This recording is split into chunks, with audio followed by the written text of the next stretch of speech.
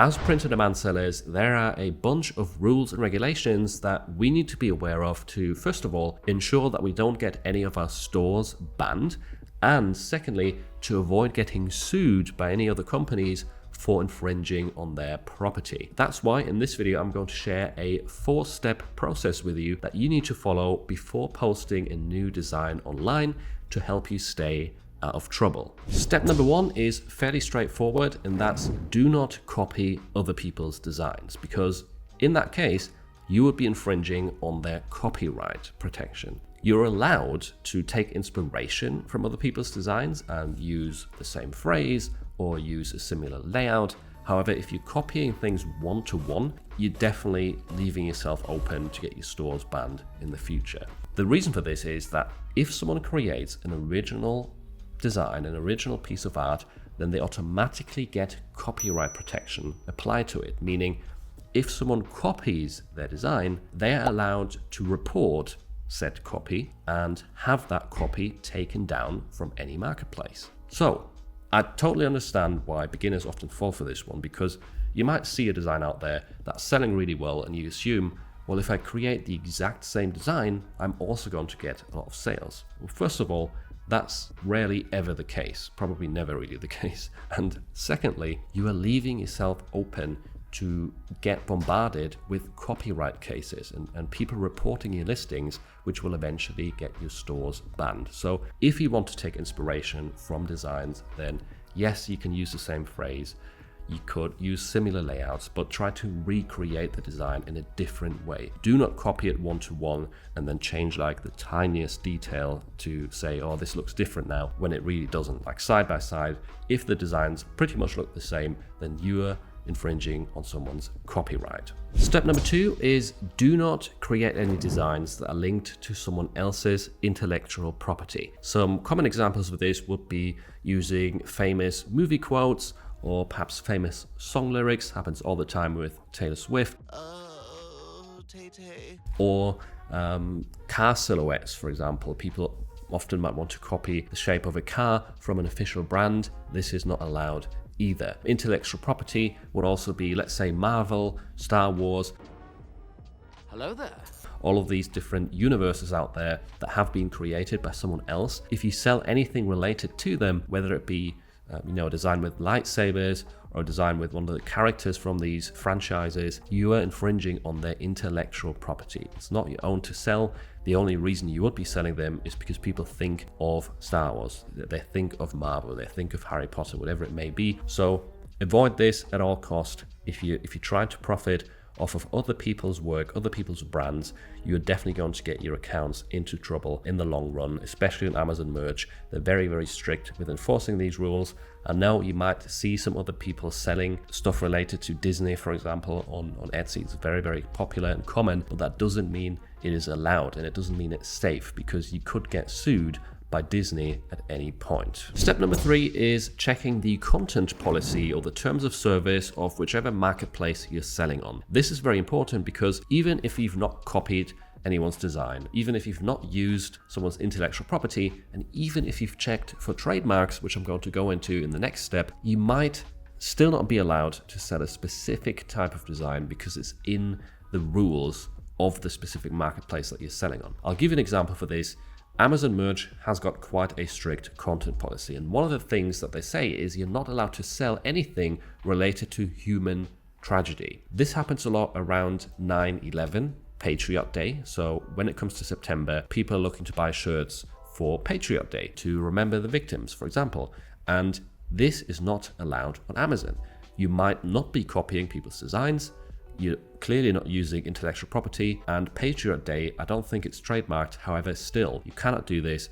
You're going to get banned from Amazon if you avoid, or if you disregard, I should say, the content policy. So wherever you're selling, make sure that you're adhering to the rules of that specific marketplace to stay out of trouble and to avoid getting banned. Step number 4 is checking for trademarks. Now, this is arguably the most complicated step out of the 4, but don't worry, I'm going to break it down for you and tell you all of the most important things that you need to know when it comes to keeping your listings free of trademarks. So first of all, what is a trademark? It's essentially a word or a combination of words that has been protected against the use on certain products and in certain countries. Each country typically has its own trademark registry. For example, for the US, it is the USPTO. And if someone wants to protect the phrase "I'm loving it" in the US, then they would pay to have it registered there. It goes through a lengthy process, and then after a year or two, could be protected for the use on t-shirts, for example. Speaking of t-shirts, there are different classes of trademarks for different types of products. Clothing products are covered in class 25. So that is the one that we mostly focus on as print-on-demand sellers, because if a word or a phrase is protected for the use on t-shirts, sweatshirts, hoodies, etc., then it would be registered in class 25. However, if you're selling phone cases, for example, that is a different class. If you wanted to protect a phrase for phone cases, you would go to register it in class 9. So totally different, right? If a phrase is registered in class 9 for the use on phone cases, but not in class 25 for the use on t-shirts, then you can use it on t-shirts, but you can't use it on phone cases. Next up, you also need to know that there's different types of trademarks, specifically 3 different ones. There is design trademarks, typeset trademarks, and text trademarks. The strongest out of those 3 is the text trademark, and that's the one we mostly need to watch out for, but you also have to understand how the other 2 work. First of all, design trademarks. These are pretty weak, and essentially it means that a specific design has been trademarked. Usually people do this for logos. One example that I found recently is the word space has 2 design trademarks registered in class 25, very specific space-themed designs. And if you do not copy these one-to-one, then you are okay. Then you're still allowed to use the word space, as long as it's not like this exact design. Kind of like copyright protection, but in this case it's a bit more official, and there's an actual registered trademark for a specific design. The second one, typeset trademarks, these are based on words or phrases, and they're a little bit stronger. And essentially the way these work is that the words are protected in a particular style or a particular font. One example I could give you here is cat. The word cat has a typeset trademark registered for the use on t-shirts. However, this is linked to the brand Caterpillar. They build big sort of machines and machinery, and their brand name is shortened to cat on these machines as a logo in a specific style. So as long as you're not copying this word cat exactly how Caterpillar uses it, and as long as you're not trying to deceive people into buying Caterpillar products with your t-shirts, then you're okay to use that trademark. If you're doing a generic cat-themed design by the actual animal, the cat, then this typeset trademark doesn't apply to you. And thirdly, we've got the text trademark. In this case, a word or a sentence could be protected no matter which font or which style it appears in. So if the phrase "birds aren't real" is trademarked, it doesn't matter which font or color you use it in, you're never allowed to use it, neither in your t-shirt nor in your listing data. I'm sorry that the lighting keeps changing, by the way. I'm traveling, I don't have my entire lighting set up with me. I'm a bit reliant on daylight, which has just given up on me. It's got cloudy, so yeah, I do apologize if it looks a bit weird. One more thing I wanted to explain that often gets people confused when it comes to trademarks is the fact that you will find quite a few trademarks in class 25 for very commonly used words that are like very common in the English language. And I'm talking about single word trademarks here. So it might be, I think the word fish used to be protected for the use on t-shirts, or the word perfect is trademarked in class 25. Words like that, they're okay. Like you can use them in your listing. It's totally fine as long as you don't use them like standalone on a t-shirt or standalone on a listing. They don't tend to cause rejections on Amazon merch, for example. And yeah, if they're a commonly used word, it's fine. Where you have to watch out for with single word trademarks is if it's more of a brand name, a word that doesn't get used in the English language commonly. So Nike, Adidas, Microsoft would be some obvious examples. Even things like the word smiley. It's not really a word that people use in their day-to-day speech, and the word smiley is actually protected and trademarked as well, and it does cause rejections on Amazon merch. It is a brand name that has been trademarked. So that's it in terms of single word trademarks. If you do find trademarks of multiple words or phrases, I would just avoid them straight away. In that case, yeah, it's definitely a red flag if you've got 2 or more words that are protected in class 25 with a text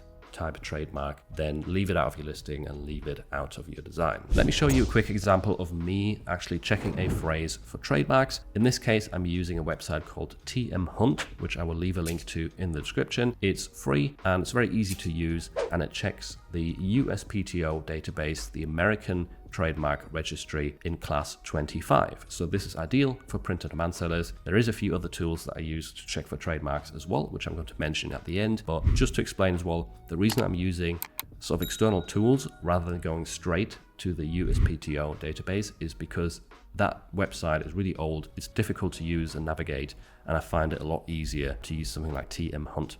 But if you wanted to check a phrase on here, you could go to split search. That's going to check the entire phrase, like every single word within the phrase. Type it in. I'm going to use birds and real as an example, and then hit search, and it will bring up a list of trademarks if it finds any. In this case, we have the word real right here being protected quite a few times, but most of these are design trademarks, as you can see. So as long as you don't copy this exact design, totally fine to use the word real. There is one text trademark which is not registered yet. The fact that it says live just means it's currently being examined, and it could still be rejected and not actually become active. Like some of these trademarks here, they're active, showing or being indicated by the fact that there is a date.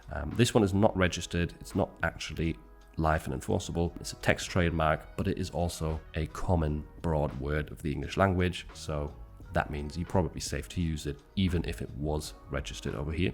The only one that sticks out to me that's important here is birds aren't real, because it's multiple words, it's an actual phrase, and it is a text trademark, and it is definitely registered. One more step that you should take once you've found a trademark that seems like a red flag, something you need to avoid, is you want to click on the serial number over here. This is a link that will bring you to the official entry on the USPTO database. And the reason you want to check this is because if you scroll down and click on goods and services, it will tell you which products it's actually covering. So here it says it's protecting clothing, namely shirts, hats, sweatshirts, t-shirts, long sleeve shirts, and socks. So you cannot sell the phrase birds aren't real on any of these products right here. Sometimes you might find a phrase or a text trademark that seems dangerous. You click on it, you open up this goods and services box right here, and it says that it's only covering socks, or maybe it's only protecting hats, or I've seen some that only say underwear, right? In those cases, you can still use the phrase on a t-shirt because it is not protecting that phrase for the use on t-shirts. In this case, it says shirts right here. So birds aren't real is definitely a trademark that you cannot use in your listings nor on your designs. There are 2 browser extensions that are also commonly used to check for trademarks, and these are especially useful if you're selling on Amazon Merch. The first one being Merch by Amazon Trademark Protection by Merch Informer. This is a free browser extension. You don't have to have a Merch Informer subscription to use it. I will leave a link to it in the description as well. And what this does is essentially it checks the title and description of live Amazon listings, and it highlights any trademarks in red, and then it brings up this box right here where you can again see the serial number, the type of trademark, and the status of it. So that's really handy whilst doing research on Amazon. If you found a product or a niche, you can just open it up and check the listing for trademarks at the click of a button. And then I also commonly use Productor for Merch by Amazon right here to help me check my listings for trademarks. This integrates into your Merch by Amazon account, and it adds some additional buttons when you create your listings that let you check the American and the European trademark databases in specific classes. You can let it check in class 25, but also in class 9 and some of the other ones that cover products that we sell on Merch by Amazon. This is totally free. You can once again add it to your browser, and then it makes the whole trademark checking process a lot easier. So especially if you're selling on Merch by Amazon, I would highly recommend adding this to your browser. So the step-by-step process of making sure your accounts stay safe is do not copy other people, avoid using intellectual property in your designs, make sure to check the content policy or terms of services of each marketplace you're selling on, and step number 4 is check for trademarks in whichever classes and countries you're selling in. If you want to make more money with your print-on-demand business, then you will definitely benefit from watching this video next, where I share 35 print-on-demand lessons to help you boost your sales.